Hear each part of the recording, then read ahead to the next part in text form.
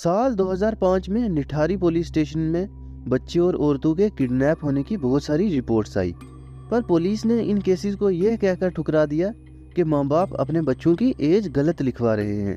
और क्योंकि गायब होने वालों में लड़कियां भी थी, इसलिए पुलिस का कहना था कि वो घर छोड़कर भाग गई हैं। साल 2005 की ही बात है। क्रिकेट खेलते हुए बच्चों को D5 बंगलों के पीछे नाले में किसी का हाथ दिखाई दिया और पुलिस ने यह कहकर इस बात को रफा दफा कर दिया कि ये किसी जानवर का पंजा था। कई लोग तो ये मानने लगे थे कि यहाँ नाले के आसपास किसी भूत प्रेत का साया है। 7 मई 2006 को एक लड़की जिसका नाम पायल था, उसकी मिसिंग रिपोर्ट उसके पापा ने थाने में लिखवाई। उसके पिता का कहना था कि उनकी बेटी ऑटो से महेंद्र सिंह पांदेर के घर गई थी। पांदेर वही D5 बंगलों का मालिक, और वहां जाने के बाद पायल का कोई भी अता पता नहीं है। पायल के पिता नंदलाल ने महेंद्र सिंह पांदेर के डोमेस्टिक हेल्प सुरिंदर से जब अपनी बेटी के बारे में पूछा तो उसने कहा कि वो कुछ नहीं जानता। नंदलाल जी बार बार पुलिस स्टेशन आ रहे थे, पर पुलिस उनकी बात को सीरियसली नहीं ले रही थी। इसलिए आखिरकार थक हार कर नंदलाल जी ने वहाँ के SSP को अप्रोच किया।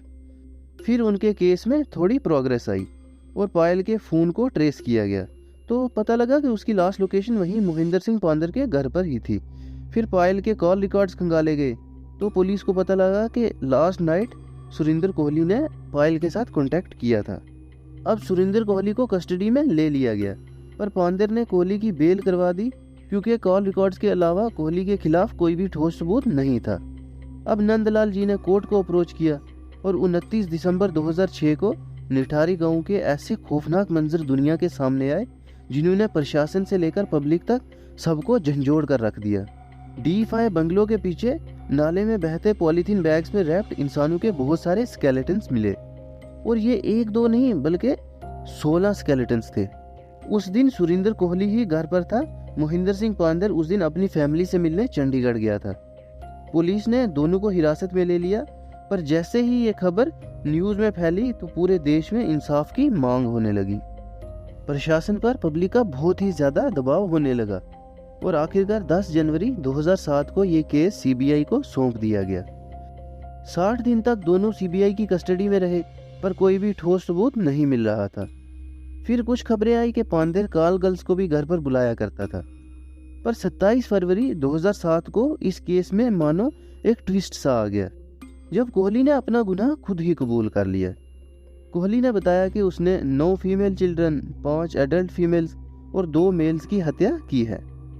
उसने आगे ये भी बताया कि उसने उनकी डेड बॉडीज के साथ सेक्स करने की भी कोशिश की।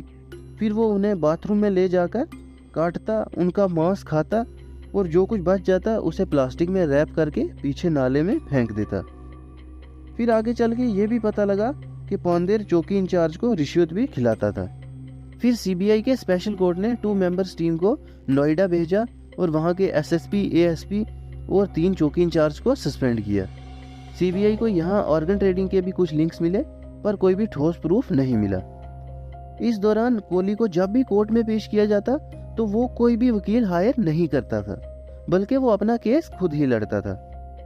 10 दिसंबर 2009 को पांदेर और कोहली दोनों को 14 साल की रिंपा हलदार केस में मौत की सज़ा सुनाई गई।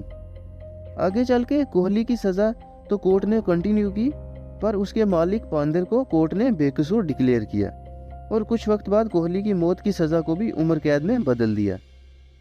24 जुलाई 2017 को कोर्ट ने फिर से दोनों को पिंकी मर्डर रेप केस में मौत की सज़ा सुनाई। 16 जनवरी 2021 को कोहली को 12th निठारी मर्डर केस में कोर्ट ने गिल्टी पाया और पांदेर बच गया। कोर्ट का कहना था कि कोहली पांदेर के घर यानी चंडीगढ़ जाने के बाद इन सारी वारदातों को अंजाम देता था। बाकी केसेस अभी भी कोर्ट्स में पेंडिंग है और दोनों अभी दासना जेल में सज़ा काट रहे हैं। CBI का कहना है कि कोहली का हर केस में कोई ना कोई कनेक्शन होता है, पर पांदेर का किसी भी केस से कोई भी कनेक्शन नहीं। पर पब्लिक प्रेशर की वजह से गाजियाबाद कोर्ट ने पांदेर को 5 और केसेस में दोषी ठहराया। कोहली से जब भी इस बारे में पूछा गया तो उसने बताया कि उसे कोई भी अफसोस नहीं है।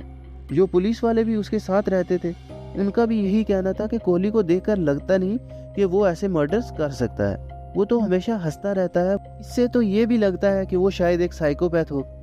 कुछ रिपोर्ट्स ये भी क्लेम करती हैं कि एक विक्टिम अभी भी जिंदा है। उसने अपने पिता को एक खत लिखा जिसमें उसने बताया कि वो नेपाल में है, उसकी शादी हो चुकी है और वो वेल सेटल्ड है। पर पुलिस के पास जब ये लेटर पहुंचा तो पुलिस ने इस मामले को रफा दफा कर दिया। ये केसेस यहीं तक सीमित नहीं हैं।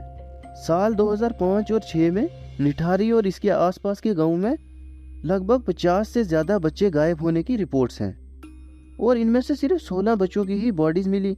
बाकी कहां पर हैं किसी को पता नहीं। 2014 में कोहली की मां उससे मिलने आई और इस 45 मिनट की मुलाकात के बाद कोहली की मां ने मीडिया को कहा कि उसके बच्चे को बड़े लोगों के बीच बलि का बकरा बनाया जा रहा है। उनका यह भी कहना था कि जो सज़ा उनके बेटे को दी गई है वही सज़ा पांडेर को भी दी जाए। आज इन केसेस को 18 साल हो गए हैं पर कोई भी फाइनल रिजल्ट नहीं आया और क्या पता कभी आएगा भी या नहीं। खैर, आपको आज की केस स्टडी कैसी लगी कमेंट करके ज़रूर बताएं और ऐसे ही वीडियोस के लिए सब्सक्राइब करें हमारा चैनल।